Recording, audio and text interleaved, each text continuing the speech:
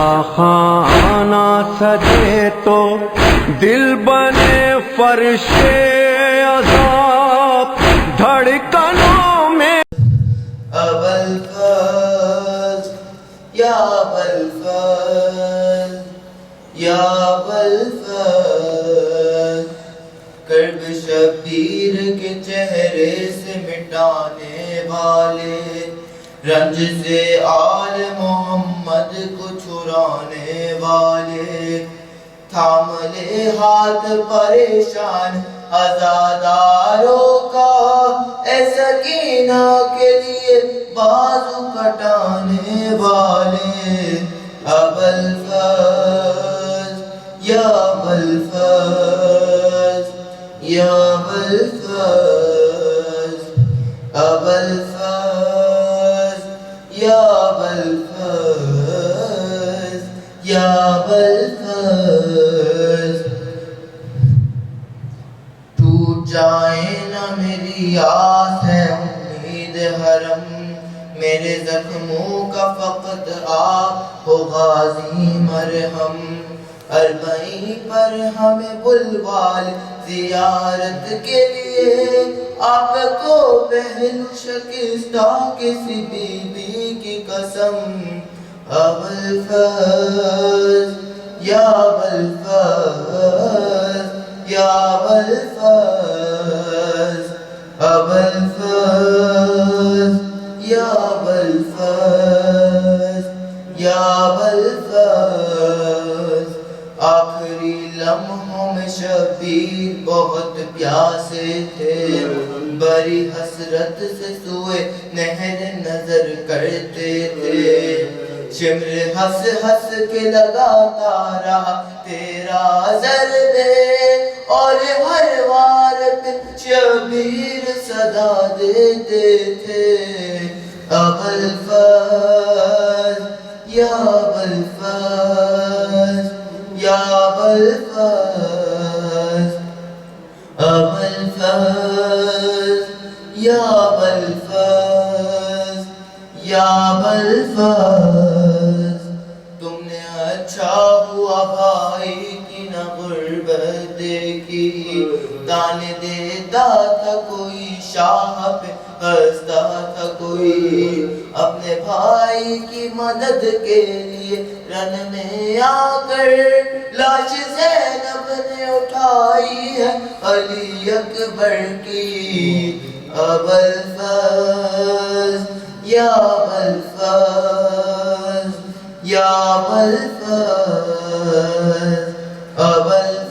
ابوالفضل یا ابوالفضل یا ابوالفضل اس گھڑی خیمہ سادات میں کوہرام ہوا ہوں برا جس گھڑی رن میں تیرا پرچم آیا پیاسی مر جاؤں گی اور پانی نہیں مانگو گی توڑ کر کوزے معصوم سکینہ نے کہا ابوالفضل یا ابوالفضل یا ابوالفضل ابوالفضل یا ابوالفضل یا ابوالفضل تم ہو شبیر کی بیٹی کا سہارا غازی بن تمہارے نہ ہوا اس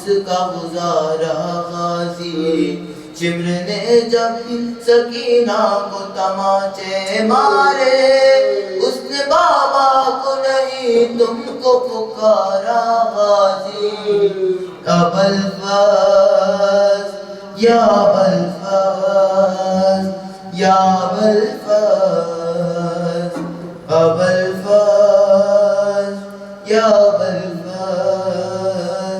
یا ابوالفضل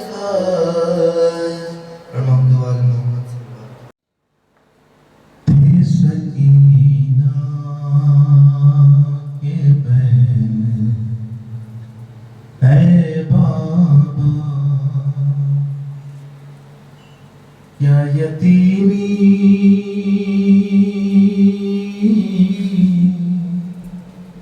اسی اسی کو کہتے ہیں کیا یتیمی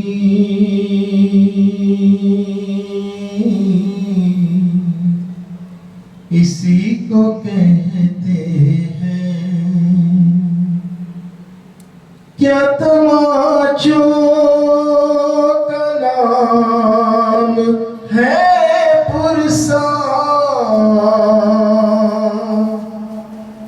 کیا یتیمی اسی کو کہتے ہیں تھے سکینہ کے بین اے بابا کیا یتیمی اسی کو کہتے ہیں وہ تماچے لین مارے ہیں گوشوارے بھی اتارے ہیں خون کانوں کی لو سے بہ نکلا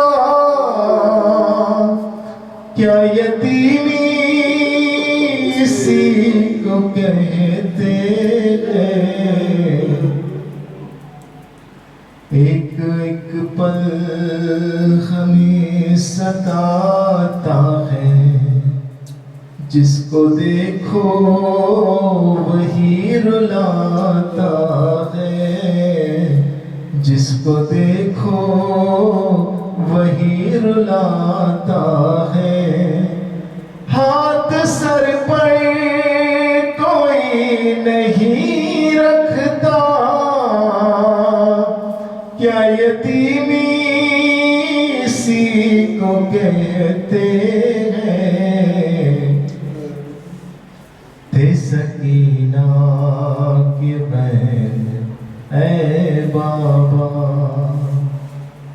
اشک آنکھوں میں دب دباتے ہی آپ کا نام لب پہ آتے ہی تازیانہ ہوا میں لہرایا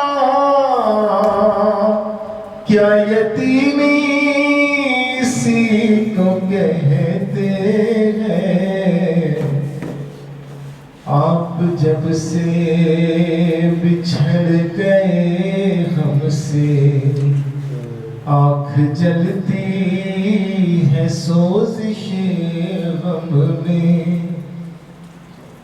اور رونے کوئی نہیں دیتا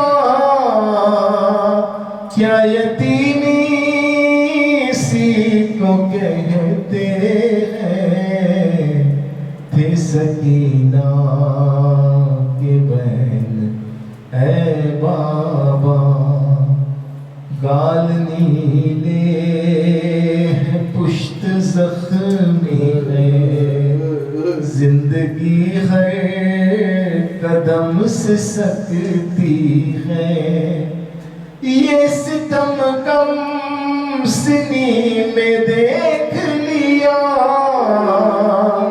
کیا یتیمی اسی کو کہتے ہیں تھے سکینہ کے بین اے بابا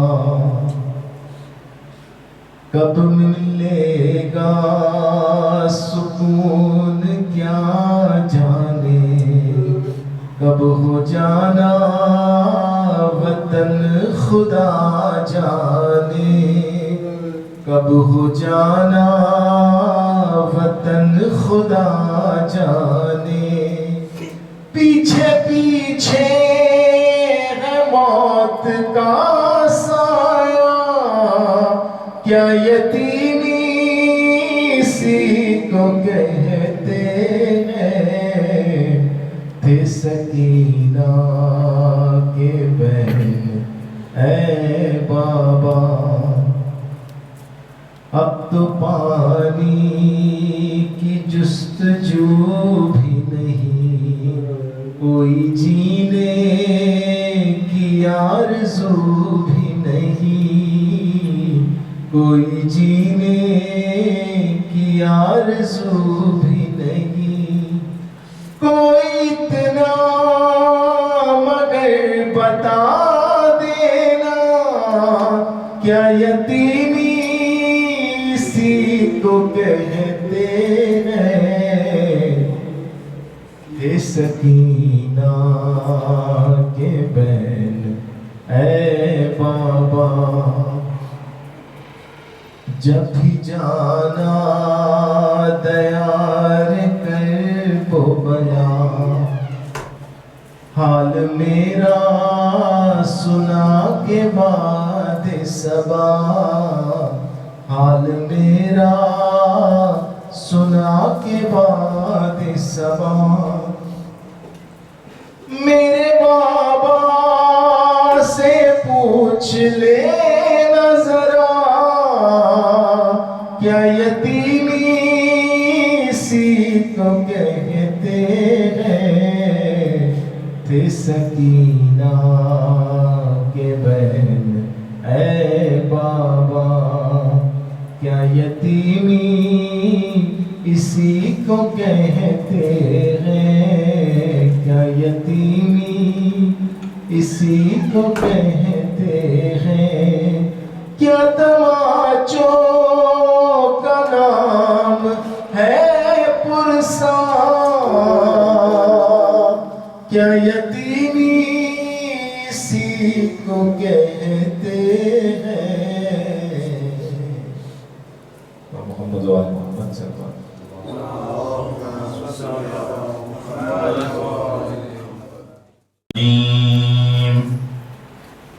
بسم اللہ الرحمن الرحیم، الحمد للہ الولی الحمید، الحکیم المجید، الفعال لما یرید، خالق الخلق ومدبر الامر ومنزل القدر، رب السماء والارض والدنیا والآخرہ، وارث العالمین وخیر الفاتحین، ثم الصلاة والسلام على سید الانبیاء والمرسلین، خاتم النبیین، سیدنا ونبینا ومولانا بالقاسم محمد، اللهم صل على محمد وآل محمد وآلہ الطیبین الطاہرین المعصومین المظلومین،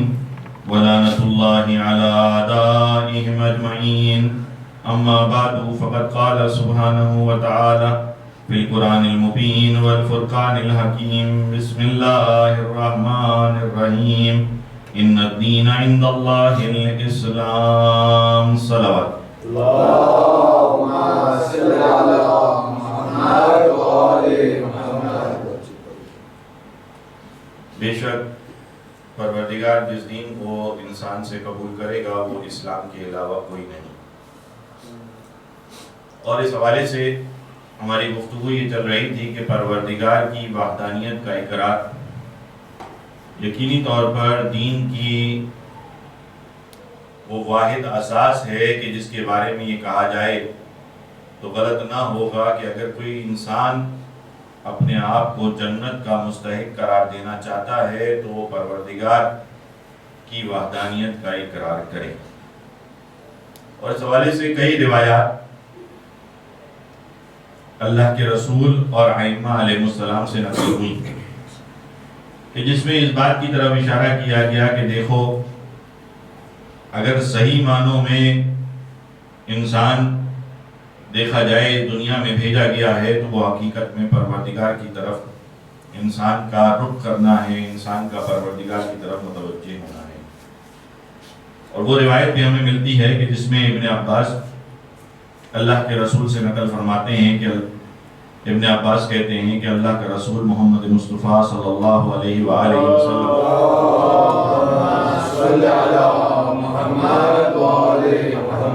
یہ کہتا ہوا نظر آتا ہے کہ والذی بعثنی بالحق بشیرا لا يعذب الله النار موحدا ابدا.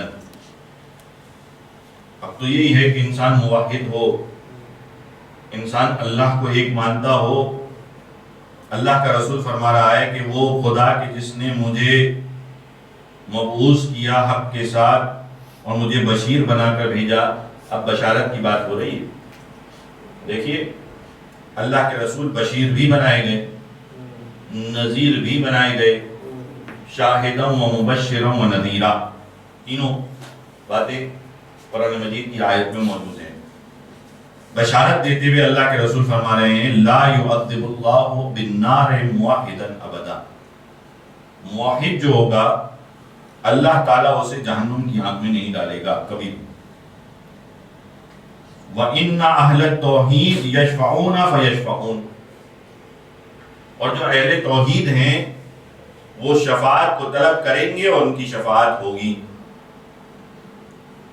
ثم قال صلی اللہ علیہ وآلہ وسلم انه اذا كان يوم القیامہ، جب قیامت کا دن ہوگا، امر اللہ تبارک و تعالی بقوم، اللہ تعالیٰ حکم دے گا اس قوم کو کہ ساءت اعمالہم فی دار الدنیا، دنیا میں ان کے اعمال بہت برے تھے، ان کو حکم دے گا کہ الی النار، جاؤ جہنم کی طرف. فیقولون یا ربنا کیف تدخلنا النار. تو اعمال برے تھے، جہنم کی طرف بھیجا جا رہا تھا، لیکن وہ جو بھیجے جانے والے تھے موحد تھے، اللہ کو ایک ماننے والے. تو ایک مرتبہ کہنے لگے کہ یا ربنا کیف تدخلنا النار، اے پروردگار تو ہمیں کیسے جہنم میں بھیج رہا ہے. وقد كنا نوحدك فی دار الدنیا، جبکہ ہم دنیا کے اندر تجھے تیری توحید کے قائل تھے، تجھے ایک مانتے تھے. وَكَيْفَ تُحَرِّكْ فِي النَّارِ، تو کیسے ہمیں جہنم میں جلا سکتا ہے. السنتنا، یہ جو ہماری زبان ہے، قد نطقت بتوحیدک فی دار الدنیا، ہم دنیا میں تیری توحید کا اقرار کیا کرتے تھے، لا الہ الا اللہ کہا کرتے تھے. وَكَيْفَ تُحَرِّكْ قُلُوبَنَا، تو کیسے ہمارے دل کو جلائے گا. وَقَدْ عَقَدَتْ عَلَىٰ أَن لَا إِلَٰهَ إِلَّا أَنْتَ، ہمارے دلوں میں تو یہ بات ٹھہری ہوئی تھی، یعنی صرف زبان تک نہیں تھی، دل میں موجود تھی کہ لا الہ الا اللہ، لا الہ الا انت، اے پروردگار تیرے علاوہ کوئی اور معبود نہیں ہے، کوئی اور عبادت کے لائق نہیں ہے. ہم کیف تحرک وجوہنا، تو ہمارے چہروں کو کیسے جلائے گا. وقد غفرنا، وقد عفرناها لك في التراب، ہم نے اپنے چہروں کی پیشانی کو زمین پر ٹیکا تھا. ہم کیف تحرک ایدینا، ہمارے ہاتھوں کو کیسے جلائے گا. وقد رفعناها بالدعاء الیک، جبکہ یہ ہاتھ تجھ سے دعا کرنے کے لیے اٹھے تھے. جب انسان اس طریقے سے پروردگار سے کہے گا، اب یہ بالکل وہی انداز ہے جو آپ کو دعائے کمیل میں ملتا ہے کہ میرا مولا فرماتا ہے کہ جب جہنم میں اگر ڈال دیا جائے گا تو انسان فریاد کرے گا. یہ وہ فریاد ہے جو ایک مسلمان کی ہوگی پروردگار کی جانب. فَيَقُولُ اللَّهُ جَلَّ جَلَالَهُ عِبَادِي سَاعَتْ أَعْمَالَكُمْ فِي دَارِ الدُّنْيَا، اس لیے تجھے بھیجا جا رہا ہے جہنم کی طرف کیونکہ تیرے اعمال بہت برے تھے. فَجَزَاؤُكُمْ نَارُ جَهَنَّمْ، اور کیونکہ اعمال برے تھے اس لیے تیری جزا جہنم کی آگ ہے. فَيَقُولُونَ يَا رَبَّنَا عَفُوكَ أَعْظَمُ عَنْ خَطِيئَتِنَا، جب یہ کہا جائے گا نا تو ایک مرتبہ سامنے والا اتنا پروردگار کی معرفت رکھتا ہے کہ سامنے والا سوال کرے گا. دیکھیے معرفت کا فائدہ، جتنی معرفت ہوگی اتنی آسانی ہوگی. سامنے والا سوال کرے گا اے میرے پروردگار یہ بتا کہ تیرا عفو زیادہ عظیم ہے، تیری معافی زیادہ عظیم ہے یا میری خطا زیادہ عظیم ہے. جیسے یہ سوال کرے گا فیقول تبارک و تعالی بالعفو، میری معافی اور میری عفو زیادہ عظیم ہے تیری خطا کے مقابلے میں. فیقولون رحمتک اوسع ام ذنوبنا، سامنے والا سوال کرے گا اے پروردگار تیری رحمت زیادہ ہے یا میرے گناہ زیادہ ہیں. پروردگار فرمائے گا بل رحمتی، میری رحمت زیادہ ہے. فیقولون اقرارنا بتوحیدک اعظم ام ذنوبنا، اے پروردگار ہمارا اقرار کرنا تیری توحید کا یہ زیادہ عظیم ہے یا ہم نے جو گناہ کیے وہ زیادہ عظیم ہے. فیقول اللہ تعالی بل اقرارکم بتوحید اعظم. پروردگار یہ کہے گا نہیں بلکہ تمہارا توحید پر اقرار کرنا یہ زیادہ عظیم ہے. فیقولون تو یہ لوگ کہیں گے یا ربنا فل یعصنا عفوک و رحمتک. اگر ایسا ہی ہے کہ تیری رحمت زیادہ ہے تیری عفو زیادہ ہے تو ہم تجھ سے تیری رحمت اور عفو کا سوال کرتے ہیں. التی وسعت کل شیء جو ہر چیز پر بات غالب ہے. فیقول اللہ جل جلالہ ملائکتی و جلالی و عزتی و جلالی ما خلقت خلقا. اللہ تعالیٰ فرمائے گا میں نے کسی خلق کو خلق نہیں کیا احب الی من المقرین بتوحیدی. میں نے کسی مخلوق کو خلق نہیں کیا مگر جو سب سے زیادہ مجھے محبوب ہیں وہ ہیں جو میری توحید کا اقرار کرتے ہیں.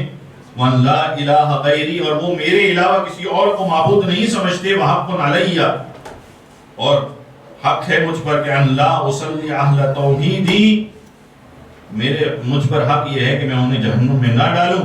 ادخلوا عبادی الجنہ میرے ان بندوں کو جنت میں لے جاؤ.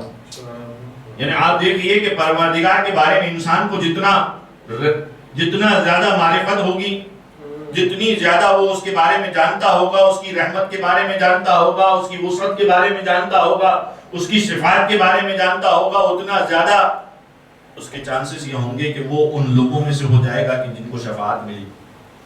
اور دیکھیے عجیب بات ہے یہاں پر میں آپ کی توجہ ایک طرف لانا چاہتا ہوں. اس عبارت میں لکھا ہوا ہے وَأَنَّ أَهْلَ التَّوْحِيدِ يَشْفَعُونَ فَيَشْفَعُونَ. اللہ کے رسول فرماتے ہیں کہ جو اہل توحید ہوں گے یہ شفاعت کو طلب کریں گے اور اللہ کے رسول اور ان لوگوں کو شفاعت ملے گی. تو شفاعت دینے والا تو خود پروردگار نہیں ہوگا یہ تو کوئی اور ہوگا جو ان کی شفاعت کو پروردگار کی بارگاہ میں لے کر جائے گا. تو سمجھ میں آیا کہ اگر کوئی ایسا ہو کہ اللہ کی توحید کا تو اقرار کرے لیکن ان شافع کو نہ مانے تو پھر شفاعت کا حق بھی اسے حاصل نہ ہوگا. ایک درود پڑھ دیں محمد والے محمد.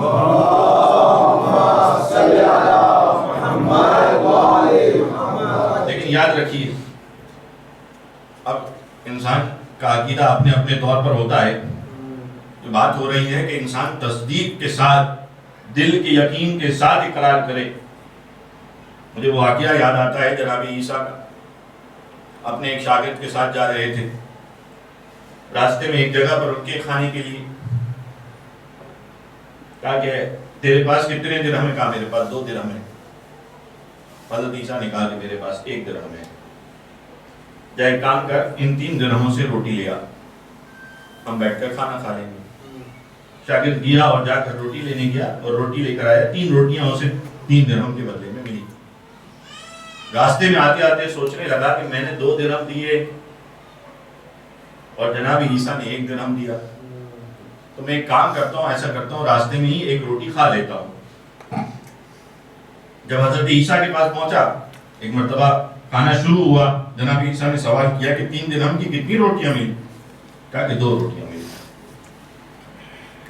حضرت عیسیٰ نے کہا کہ اچھا. پھر مزید سفر کا آغاز کیا. سفر شروع ہوا آگے بڑھے ایک دریا آ گیا. جب دریا آ گیا تو دیکھا تو شاگرد کہنے لگا کہ ہم اس دریا کو کیسے عبور کریں گے؟ حضرت عیسیٰ نے کہا کہ تم میرے ہاتھ کو تھام لو میں دریا کو عبور کروں گا اور تم بھی میرے ساتھ ساتھ دریا عبور کر جاؤ گے. شاگرد نے جناب عیسیٰ کا ہاتھ تھاما اور حضرت عیسیٰ نے دریا عبور کرنا شروع کیا اور ایسے عبور کیا کہ پاؤں تک گیلے نہ ہوئے پاؤں تک تر نہ ہوئے. شاگرد ایک مرتبہ جب دریا پار کر چکا تو ایک مرتبہ کہنے لگا کہ اے حضرت عیسیٰ آپ کی کیا بات ہے آپ نے مجھے آج کیسا معجزہ دکھایا؟ کہا تیرے ایمان میں اضافہ ہوا؟ کہا کہ ہاں بہت اضافہ ہوا. کہا تو اچھا پھر یہ بتا دے کہ وہ روٹیاں کتنی ملی تھی 3 درہم کی؟ کہنے لگا 2 ملی. پھر مزید تھوڑا سا آگے سفر ہوا. سفر کرتے کرتے وہ لمحہ آیا کہ ایک مرتبہ ایک ہرنی کو جاتے ہوئے دیکھا. حضرت عیسیٰ نے اشارہ کیا. ہرنی خود بخود حضرت عیسیٰ کے قریب آ گئی. حضرت عیسیٰ نے ذبح کیا. ذبح کرنے کے بعد اس کا گوشت کاٹا گیا. اس کا گوشت بنایا گیا. دونوں نے مل کر کھایا. پھر اس کا جو حصہ رہ گیا تھا حضرت عیسیٰ نے کچھ پڑھا اور پڑھنے کے بعد ایک مرتبہ اس کو ضرب لگائی. ضرب لگانا تھی. ایک مرتبہ ہرنی کھڑی ہو گئی اور ایک مرتبہ آگے بڑھ گئی. شاگرد حیران رہ گیا. کہنے لگا کہ حضرت عیسیٰ یہ کیسے ممکن ہے؟ یہ کیسا ہو سکتا ہے؟ آپ نے تو مجھے آج عجیب چیز دکھائی. کہا کہ اچھا تیرے ایمان میں اضافہ ہوا؟ کہا کہ ہاں اضافہ ہوا. کہا اگر ایمان میں اضافہ ہوا تو یہ بتا کہ تجھے 2 درہم کے بدلے میں 3 درہم کے بدلے میں کتنی روٹیاں ملی تھی؟ کہا کہ 2 ملی تھی۔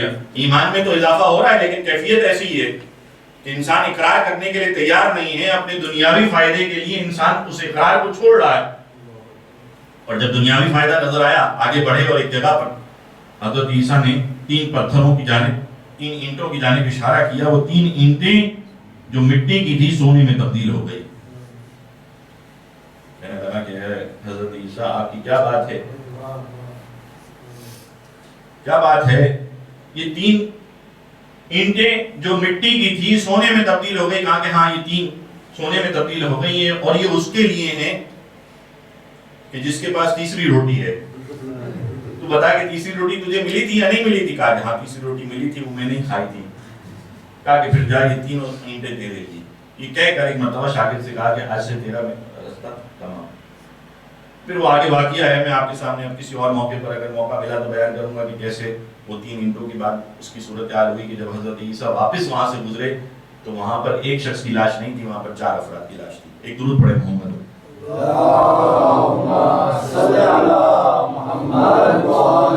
آپ یہ دیکھیے کہ ایمان میں اضافہ ہوا یا نہیں ہوا؟ ہاں ایمان میں اضافہ ہو رہا ہے، لیکن کس قسم کا ایمان میں اضافہ ہو رہا ہے؟ انسان اتنا اقرار کرنے کے لیے تیار نہیں ہے، دنیاوی اعتبار سے اسے کوئی نقصان پہنچ رہا ہے کہ وہ یہ قبول کرنے کے لیے تیار نہیں ہے۔ اور آپ یہ دیکھیے کہ جو ایمان کا تقاضا کیا گیا کہ رسول کی رسالت پر ایمان ہو تو کیسا ہو؟ اللہ کے رسول روایت میں ہے کہ ایک مرتبہ مدینہ سے باہر دوبارہ مدینہ کی جانب آ رہے تھے، راستے میں ایک شخص سے ملاقات ہوئی۔ اس شخص کے پاس ایک سواری تھی جو وہ مدینہ میں بیچنے کے لیے لا رہا تھا۔ اللہ کے رسول نے اس سواری کی طرف نگاہ کی، سواری بہت اچھی تھی، نسل کے اعتبار سے دیگر اعتبار سے۔ اللہ کے رسول نے سوال کیا کہ تو اس سواری کو کیا کس لیے لے جا رہا ہے؟ کہا بیچنے کے لیے جا رہا ہے۔ اللہ کے رسول نے کہا کہ اگر بیچنے کے لیے لے جا رہا ہے تو یہ سواری میں تجھ سے خریدتا ہوں تو کتنے کی سواری بیچے گا؟ کہا کہ اتنے درہم۔ کہا یہ اتنے درہم تیرے ہو گئے، لیکن میں تیرا مقروض ہوں، مسجد نبوی کے پاس پہنچ کر میں تجھے یہ درہم دے دوں گا اور اس کے بدلے میں یہ سواری تجھ سے لے لوں گا، لیکن میرا اور تیرا سودا ہو گیا، یہ سواری اب میری ہے، وہ درہم تیرے ہیں۔ کہا کہ ٹھیک ہے، قبول ہے مجھے۔ آگے بڑھے اور پھر ایک بازار سے گزرے۔ اب بازار سے جب گزر رہے ہیں، راستے میں مدینہ مسجد کے جانے تک کے لیے راستے میں بازار آتا ہے۔ اب ہر کسی کی نگاہ اس سواری پر پڑ رہی ہے، سوال کر رہا ہے کہ بھئی یہ سواری کیا بیچنے کے لیے؟ کہا کہ ہاں بیچنے کے لیے تو ہے۔ کہا کہ کتنی قیمت ہے؟ کہا میں بیچ چکا ہوں۔ کہا کتنے میں بیچتا ہے؟ اتنے میں۔ کہا ہم سے پوچھا ہوتا تو ہم اتنے کی خریدتے۔ دوسرے نے کہا، تیسرے نے کہا، یہاں تک کہ چوتھے نے تو ایسی قیمت لگائی کہ جو کئی گنا زیادہ تھی۔ تو کہنے لگا کہ ٹھیک ہے، تو مجھے وہ رقم دے دے اور اس کے بدلے میں یہ سواری لے لے۔ اللہ کے رسول ساتھ میں موجود ہیں۔ اللہ کے رسول نے کہا کہ کیا تم نے اس سواری کا سودا مجھ سے نہیں کر دیا؟ کہا کہ ہاں، میں نے تو صرف کہا تھا کہ میں اتنے میں دوں گا،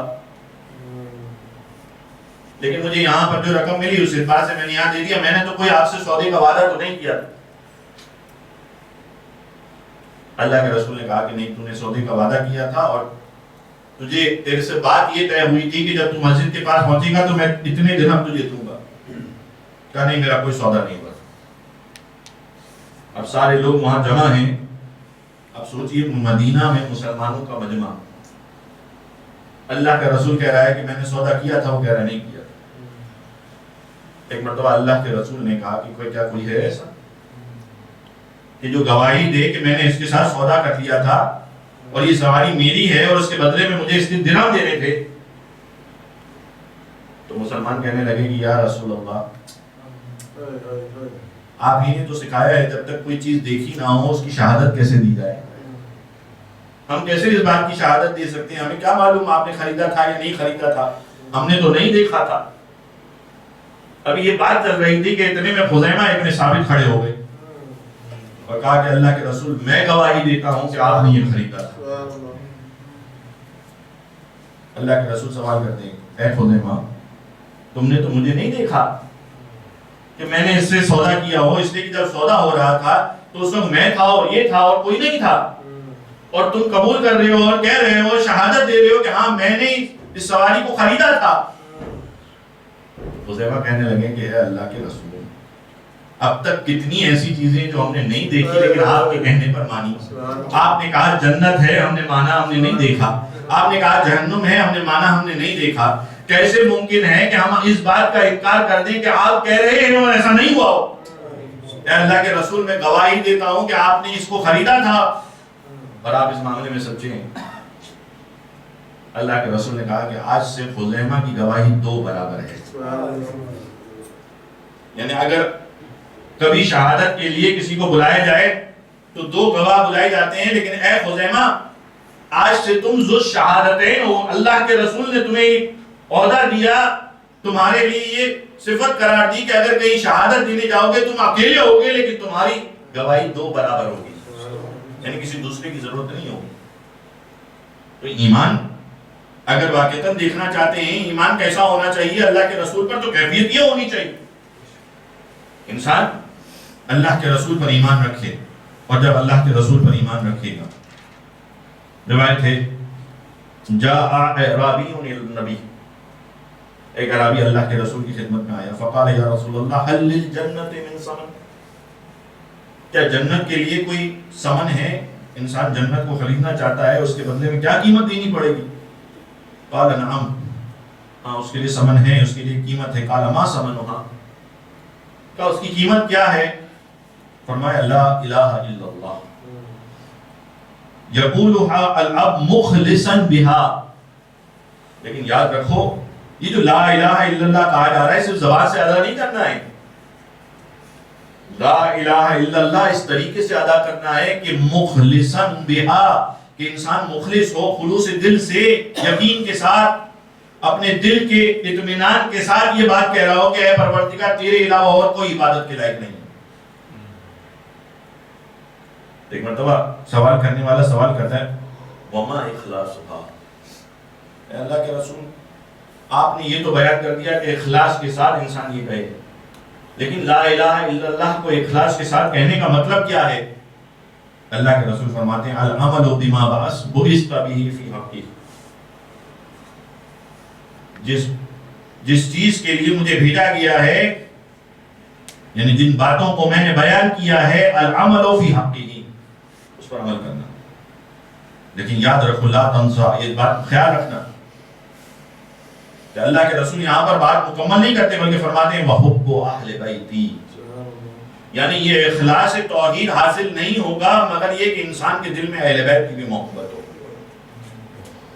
یعنی رسالت کے ساتھ ساتھ اگر تم نے میرے اہل بیت کی محبت کو نہ رکھا تو پھر تمہارا اخلاص توحید کے حوالے سے نہیں مانا جائے گا۔ جب اخلاص نہیں مانا جائے گا تو لا الہ الا اللہ کہنے کا تمہیں وہ فائدہ حاصل نہیں ہوگا۔ ایک درود پڑھیں محمد و آل محمد، اللهم صل على محمد وآل محمد۔ شامی کہتا ہے، اب دیکھیے آپ کے سامنے اس روایت کو نقل کیا تھا لیکن مختصر نقل کیا تھا، اس روایت کو تمام کر دیا جائے۔ یہ کون شامی ہے؟ یہ وہی شامی ہے جو چھٹے امام کی بارگاہ میں آیا تھا اور آ کر وہ سوال کیا تھا کہ فرزند رسول میں چاہتا ہوں کہ آپ کے اصحاب سے مناظرہ کرو، اور اس وقت امام صادق علیہ السلام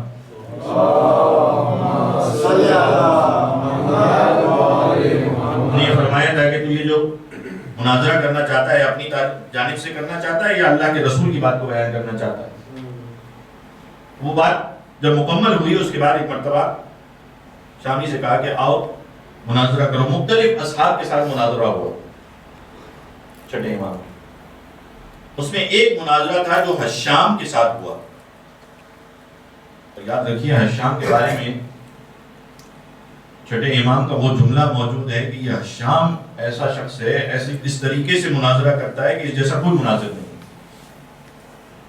حشام کہتا ہے کہ جب میرا مناظرہ شروع ہوا تو میں نے ایک مرتبہ تو شامی سے سوال کیا یا ھذا ربک انظر لخلقہ ام خلقہ لانفسہم، اے شامی یہ بتا کہ کیا تیرا رب زیادہ بہتر طریقے سے اپنے خلقت کی نظارت کر سکتا ہے یا خلق اپنے طور پر زیادہ اچھی طریقے سے نظارت کر سکتی ہے؟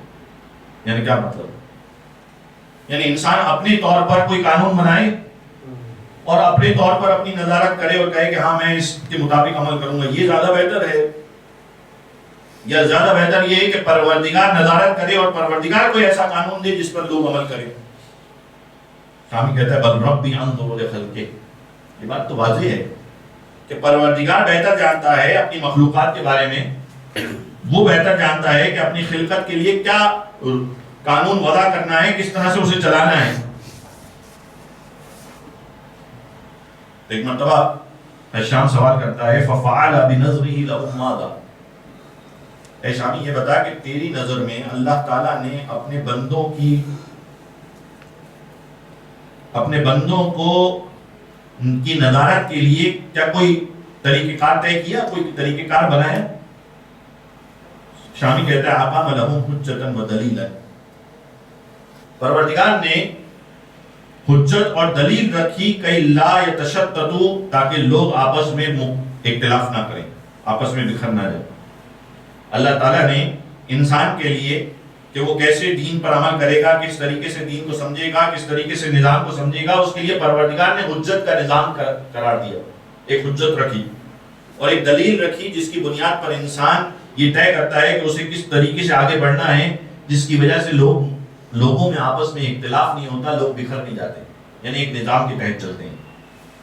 وَيَتَعَلَّفُهُمْ وَيَقِيمُ عَوْدَهُمْ، اور وہ آپس میں ایک دوسرے کے ساتھ جمع رہتے ہیں اور وہ آپس میں ان کے درمیان کوئی کجی نہیں ہوتی، کوئی دوری نہیں ہوتی، وہ اس نظام کے مطابق عمل کر رہے ہوتے ہیں۔ وَيُخْبِرُهُمْ بِفَضْلِ رَبِّهِمْ، اور پروردگار نے اس حجت کے ذریعے ان کے فرائض کو بیان کیا۔ تھوڑا سا سخت ہے لیکن بات آگے سمجھ میں آ جائے گی۔ تو اللہ کے تو سوال کیا شام نے کہ فمن ہوا، وہ حجت کیا ہے جس کے ذریعے پروردگار نے یہ چاہا کہ لوگ آپس میں منتشر نہ ہوں، متحد رہیں، آپس میں ایک نظام کے تحت چلیں، آپس میں ایک دوسرے کے ساتھ بکھر نہ جائیں، ایک دوسرے کے ساتھ کجی اور دوری کی کیفیت نہ ہو جائے، جم رہیں، ایک دوسرے کے ساتھ زندگی گزارنے کا سلیقہ ہو، ایک نظام ہو، وہ حجت کسے قرار دیا؟ تو شامی کہتا ہے کہ وہ کوئی اور نہیں ہے، اللہ کا رسول ہے، رسول اللہ صلی اللہ علیہ وآلہ وسلم۔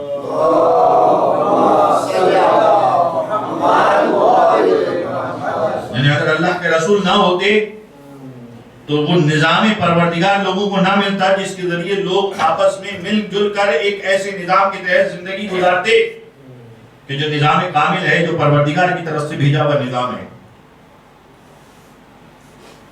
شام سوال کرتا ہے فبعد رسول اللہ، تو نے کہا کہ اللہ کے رسول حجت ہیں، وہ لوگوں کو بکھرنے سے بچائیں گے، اس نظام کو باقی رکھیں گے، اس نظام کی طرف لوگوں کو لے جائیں گے۔ تیرا کیا خیال ہے کہ بعد رسول اللہ، رسول کے بعد کے بارے میں کیا کہتا ہے؟ شام کہتا ہے الکتاب و سنہ،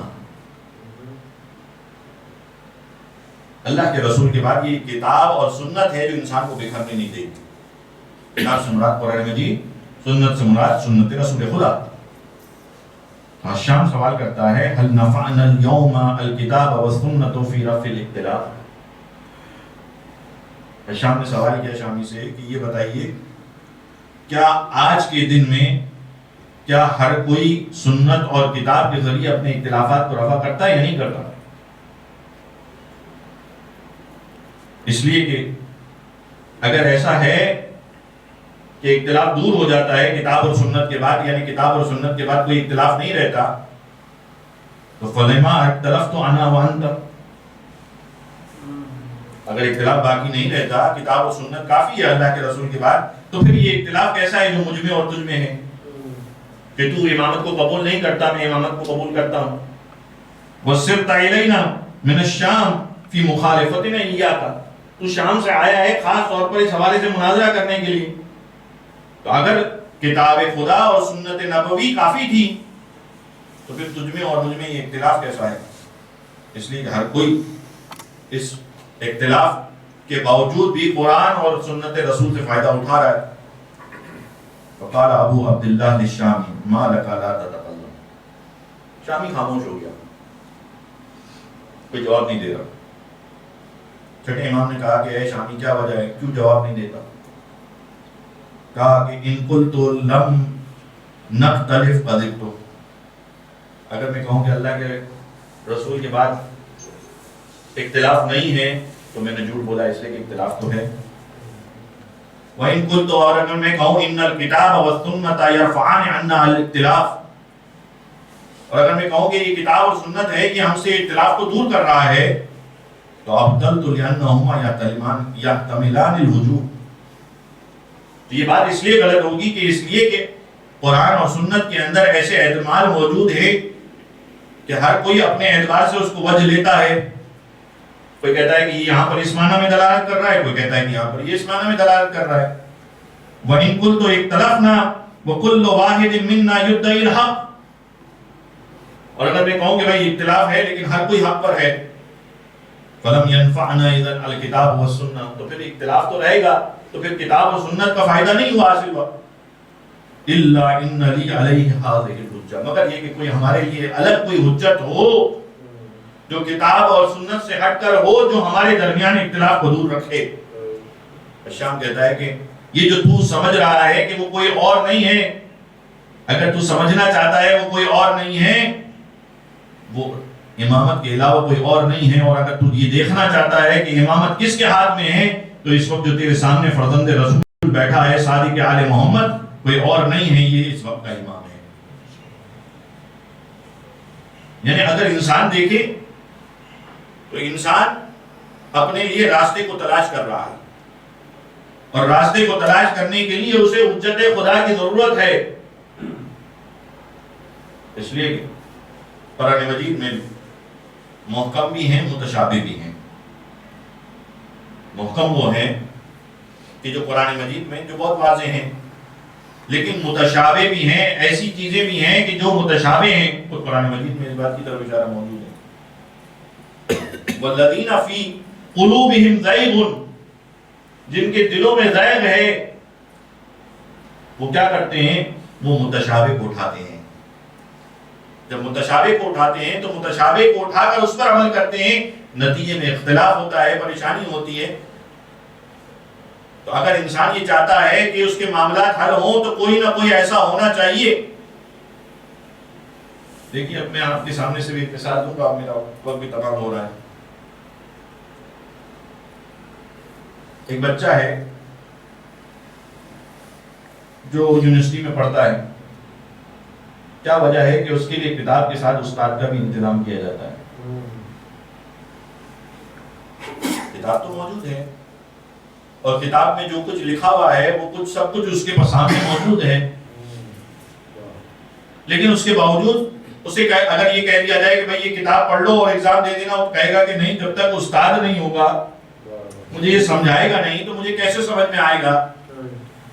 تو یہ دنیاوی کتاب جو بظاہر ہمارے سامنے اس دنیاوی باتوں کو ذکر کر رہی ہے، اس میں بھی انسان کو ایک استاد کی ضرورت ہوتی ہے۔ تو وہ کتاب کے جس میں پوری کائنات کا علم موجود ہے، علم مال یکن، یعنی ہر وہ چیز موجود ہے، اگر بر ہے، بحر ہے، ہر چیز کا علم اس کے اندر موجود ہے، تو اس کتاب کو سکھانے کے لیے کوئی اس کا استاد بھی تو ہونا چاہیے۔ اگر وہ استاد نہ ہو تو انسان اس کتاب کو نہیں سمجھ پائے گا۔ تو کتاب کا قصور نہیں ہوگا، یہ نہ کہا جائے کہ کتاب کا قصور ہے، یہ نہ کہا جائے کہ کتاب پڑھنے والے کا قصور ہے، بلکہ یہ کہا جائے گا کہ استاد نہ ہونے کی وجہ سے اسے یہ بات سمجھ میں نہیں آتی۔ اگر انسان اس امامت کو سمجھ لے، آج تو ویسے بھی جناب حر کا تذکرہ کرنا ہے، کدھر ہیں وہ؟ جب میرا مولا کوفہ کی راہ کی طرف جا رہا ہے، راستے میں حر عجیب جملے ہیں مقاتل کے. مقاتل میں لکھا ہے کہ جب یہ قافلہ جا رہا تھا نا تو راستے میں اصحاب کو ایسا محسوس ہوا کہ جیسے کوئی نخلستان ہے.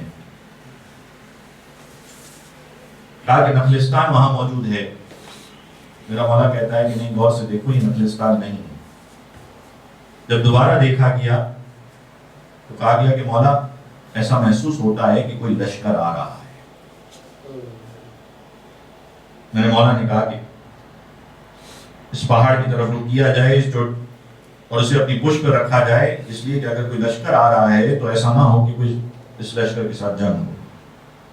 لشکر قریب آیا، لشکر کا سالار ہو رہے. سوال کیا میرے مولا نے، اے اور کیا چاہتے ہو؟ کہا کہ میں آپ کو کوفہ جانے نہیں دوں گا. مجھے حکم یہ ہے کہ آپ کو کوفہ جانے نہ دیا جائے، آپ یہاں روکا جائے. میرا مولا کہتا ہے کہ اس وقت نماز کا وقت ہو رہا ہے، میں نماز پڑھنا چاہتا ہوں، تو چاہ تو بھی نماز پڑھ لے. یہ کہہ کر ایک مرتبہ میرے مولا نے صفیں درست کی. صفوں کا درست کرنا تھا. ایک مرتبہ اور میرے مولا کی امامت میں نماز کو ادا کرتا ہے. نماز مکمل ہوتی ہے. میرا مولا ایک مرتبہ اپنی سواری پر سوار ہوتا ہے، اپنے لشکر کو لے کر آگے بڑھنا چاہتا ہے کہ ایک مرتبہ اور آگے بڑھتا ہے.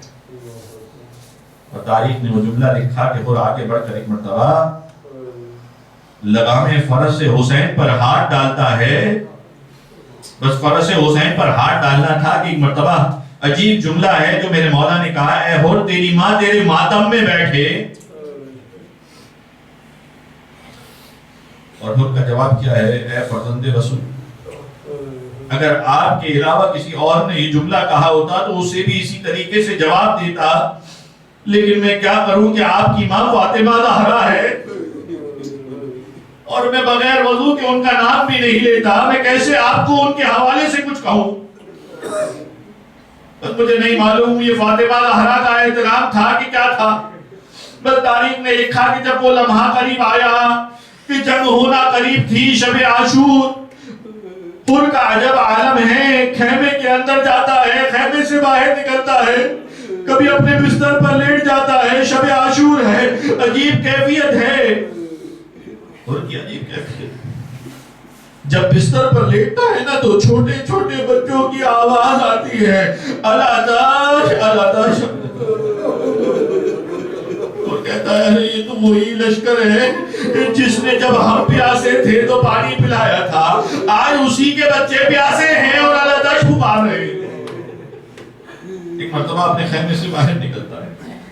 باہر نکل کے ایک مرتبہ عمر سعد کے پاس جاتا ہے. اے عمر سعد، اتقتل هذا الرجل، اے عمر سعد اتنا بتا دے کیا تو واقعتاً اس حسین کو قتل کر دے گا؟ کہا کہ ہاں کل ایسی جنگ ہوگی کہ سر اڑتے ہوئے نظر آئیں گے، ہاتھ کٹتے ہوئے نظر آئیں گے. بس یہ سننا تھا نا. ایک مرتبہ ہور کا جسم کانپنے لگا. بس جیسے ہی ہور کا جسم کانپنے لگا نا، ایک سپاہی کہتا ہے اے ہور یہ تیری کیا حالت ہو رہی ہے؟ اگر کوئی مجھ سے پوچھتا کہ کوفہ کا سب سے بہترین جنگجو کون ہے، سب سے بہترین سپاہی کون ہے، کون سب سے زیادہ بہادر ہے، تو میں تیرا نام لیتا. لیکن آج 72 کی فوج کو دیکھ کر تیرا یہ عالم ہو رہا ہے کہ تیرے ہاتھ پاؤں کانپ رہے ہیں. اور کیا جواب دے؟ بس ایک جملہ کہا، ارے یہ ہاتھ پاؤں اس لیے نہیں کانپ رہے بلکہ اس لیے کانپ رہے ہیں کہ میں اپنے آپ کو جنت اور جہنم کے درمیان پا رہا ہوں. اگر میں یہاں رہ جاؤں تو جہنم ہے، ادھر فرزند رسول کی خدمت میں چلا جاؤں تو جنت ہے. لیکن کس منہ سے جاؤں؟ ارے اس موقع تک لانے والا بھی تو میں ہی ہوں. لیکن ایک مرتبہ ہور نے فیصلہ کیا. ایک مرتبہ جیسے ہی ہور نے فیصلہ کیا نا، ایک مرتبہ خیمہ حسینی کی طرف رخ کرنا چاہتا ہے. جیسے ہی خیمہ حسینی کی طرف جانا چاہتا ہے نا، ایک مرتبہ حر کا بیٹا آواز دیتا ہے اے بابا جان کہاں کو جا رہے ہو؟ کہاں نہیں دیکھتے؟ ارے میں حسین کی طرف جا رہا ہوں، ارے میں سمجھ چکا ہوں اگر میری نجات ہے تو حسین کے پاس نجات ہے، راہ نجات ہے تو حسین ابن علی کے پاس ہے، بس یہ سننا تھا۔ ایک مرتبہ بیٹا کہتا ہے بابا کیا راہ نجات میں مجھے چھوڑ کر جاؤ گے؟ کیا مجھے اپنے ساتھ لے کر نہ جاؤ گے؟ کہا اگر تو ساتھ ہی چلنا چاہتا ہے تو یہ دیکھ یہ میں نے اپنے ہاتھوں کو پشت پر کر لیا، میرے ہاتھ پشت سے باندھ دے، اس لیے کہ یہ وہی ہاتھ تھے جنہوں نے فرزند رسول کی لجا میں فرض پر ہاتھ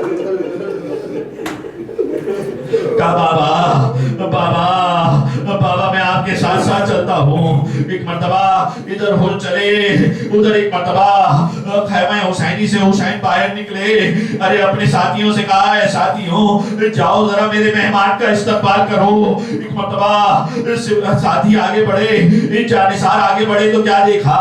ہر ہے ہاتھ پشت سے بندھے ہوئے ہیں، اس طرف آ رہا ہے۔ ایک مرتبہ ہر قریب آیا، فرزند رسول کے پاس پہنچا، اپنے آپ کو فرزند رسول کے قدموں میں گرایا، ایک جملہ کہا اے فرزند رسول کیا مجھے بھی معافی مل سکتی ہے؟ بس عجیب کیفیت ہے حسین کی۔ ایک مرتبہ جملہ کہا اے حر انت حر فی الدنیا والآخرہ، اے حر تو اس دنیا میں بھی آزاد ہے تو آخرت میں بھی آزاد ہے، ارے میں نے تجھے معاف کیا، ارے میرے رسول نے معاف کیا، میرے پروردگار نے معاف کیا، ارے حسین جیسا کوئی اور نہ تھا جو اس طریقے سے کہہ سکتا تھا۔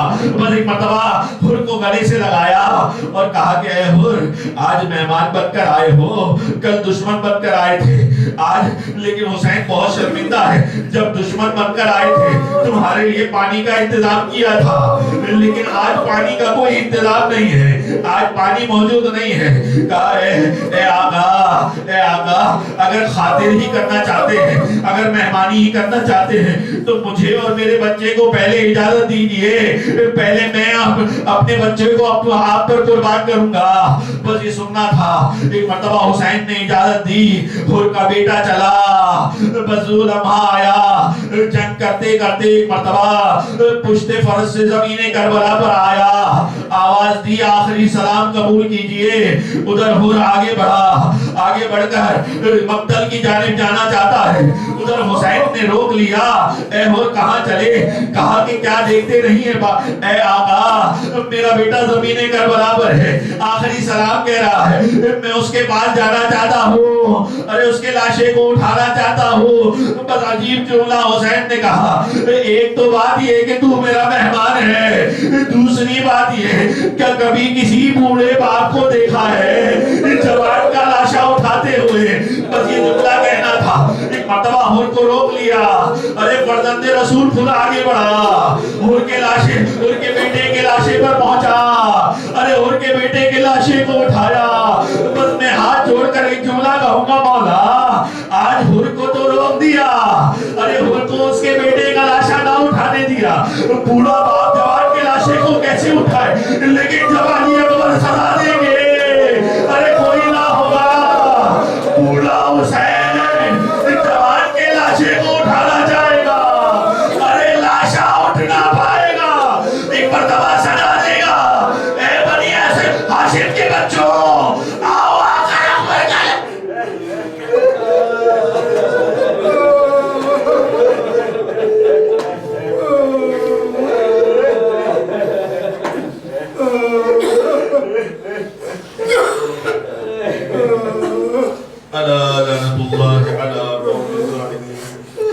سيعلم الذين ظلموا أيام القلب ينقلبون۔ بارے اللہ تجھے واسطہ محمد والے محمد کا بارے اللہ ہماری اس گلی سی بات کو اپنی بارگاہ میں قبول فرما۔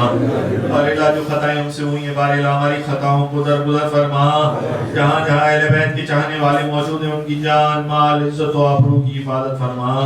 جو مومنین پریشان حال ہیں ان کی پریشانیوں کو دور فرما۔ بارے اللہ ہمارے دلوں میں ہماری نسلوں میں ہماری اولادوں میں ہمیشہ اہل بیت کی محبت کو قائم و دائم فرما۔ بارے اللہ اپنی آخری حجت امام عصر و زمان کے ظہور میں تعجیل فرما۔ ہم سب کو ان کے آبان و انصار میں شمار فرما۔ ربنا تقبل منا انکا انت السمیع العلیم برحمتک یا ارحم الراحمین۔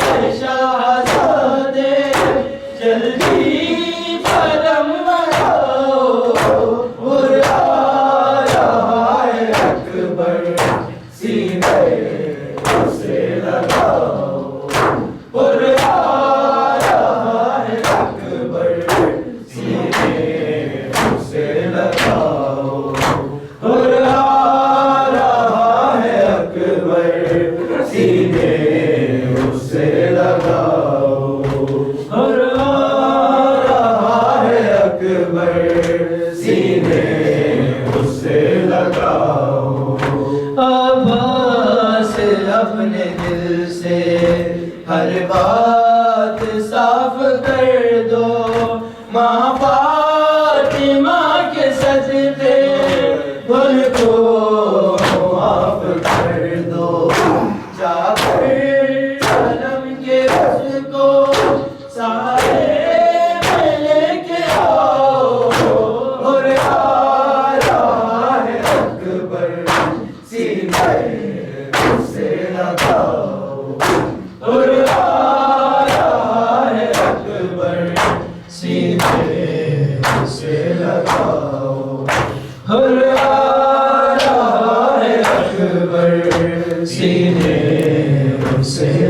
लगाओ, हर नारा है अकबर सीने से लगाओ।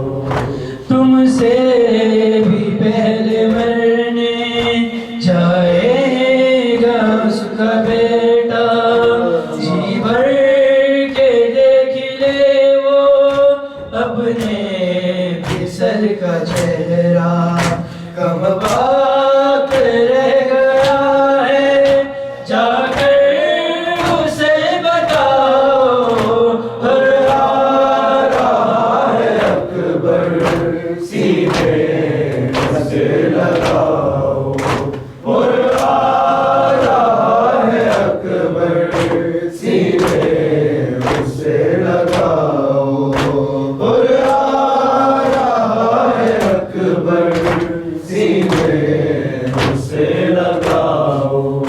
ताहशरे करीबी सब याद ही रखेंगे, मेहमान का पसीना खुद साफ हम करेंगे, बेजा हमारी माँ का रुमाल लेके आओ, और आ रहा है अकबर सीने से लगाओ, और आ रहा है अकबर सीने से लगाओ, और आ रहा है अकबर सीने से लगाओ, और आ रहा है अकबर सीने से लगाओ। ये चांद तारे ये फूल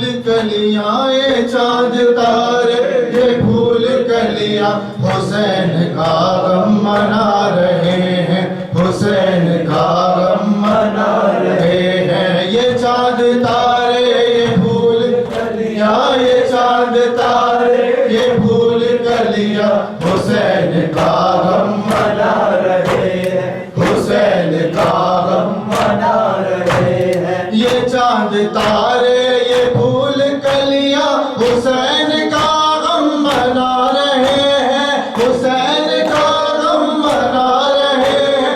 जहां में सारे हुसैन वाले, जहां में सारे हुसैन वाले हुसैन का गम मना रहे हैं, हुसैन का गम मना रहे हैं। ये चांद तारे ये फूल कलियां, ये चांद तारे ये फूल कलियां हुसैन का गम मना रहे हैं, हुसैन का गम मना रहे हैं। खलील काबा कहाँ हो आओ, खलील करबो बला को देखो, खलील करबो बला को देखो। हुसैन जल्दी हुई जमीन पे, हुसैन जल्दी हुई जमीन पे। बिसर की मैयत उठा रहे हैं, बिसर की मैयत उठा रहे हैं। ये चांद तारे ये फूल कलियां, ये चांद तारे ये फूल कलियां हुसैन का गम मना रहे हैं, हुसैन का गम मना रहे हैं। ये चांद तारे ये फूल कलियां, ये चांद तारे ये फूल कलियां हुसैन का गम मना रहे हैं, हुसैन का गम मना रहे हैं। हुसैन के ये जिगर की ताकत है जिससे अय्यूब को भी हैरान है, जिससे अय्यूब को भी हैरान। गले पे खंजर रवा है लेके, गले पे खंजर रवा है लेके। हुसैन कलमा सुना रहे हैं, हुसैन कलमा सुना रहे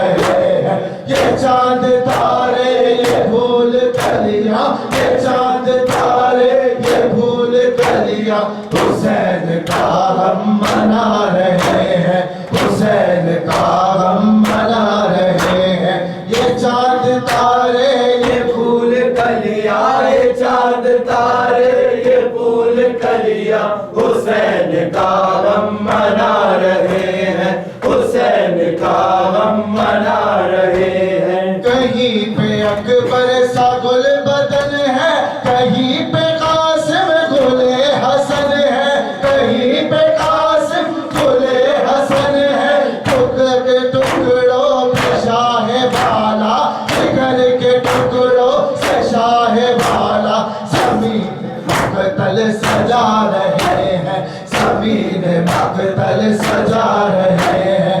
ये चांद तारे ये भूल कर लिया, ये चांद तारे ये भूल कर लिया, हुसैन का गम मना रहे हैं, हुसैन का गम मना रहे हैं। ये चांद तारे ये भूल कर लिया, ये चांद तारे ये भूल कर लिया, हुसैन का गम मना रहे हैं, हुसैन का गम मना रहे हैं। न जाने ज़ैनब ने कैसे देखा अजीब मंजर वो करबला का, अजीब मंजर वो करबला का।